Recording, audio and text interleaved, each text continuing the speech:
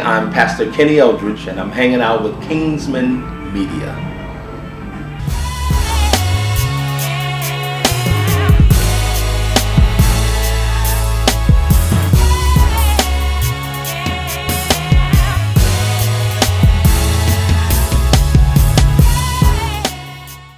Because there are some people who are out of place. Just because everyone goes to church doesn't mean that they should run the church. There are pastors who are called to be shepherds and pastors. Then there are preachers who are called to preach. There's a difference between an evangelist and a shepherd, a pastor. There's a difference between a soloist and a choir director. There's a difference. So actually you have administrators, or you have some who have administrative skills, and then you have some who can just preach. You have some people may say, well, you know, how is Pastor whoever is a pastor? Well, is he a preacher? Does he preach? Well, because God allowed him to be there. There are some qualities that he has that God knows that he can bring to the table. And one man never does it all. When you find one person that does it all, okay, something's going to come down. He should be able to delegate authority.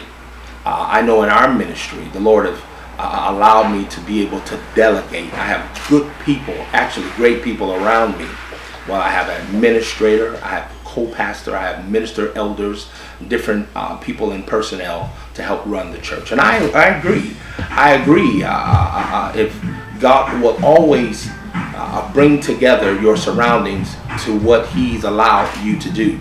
If God gives you a building, now hear this, if God gives you a building with that, the capacity of it is 500 people, that means, and you only have 100 people, that means there are 400 more that's coming, because God would have never allowed it to be.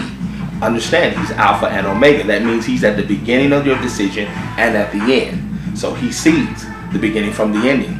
So if God's giving you and making way for things, that means there's a remnant of people that only you can reach. But you have to know your limitations. If you're not filling up a building with 30 people, then you might not want to build a building that seats 1,000. So it's all about knowing your place, your ministry. And I do believe there are some preachers who are not pastors. Then I believe there are some pastors who probably not as flamboyant in the preached area, but as long as the word is being brought. So I agree with that statement. If you can't keep the lights on, all right, then you probably want to expand or do some other things.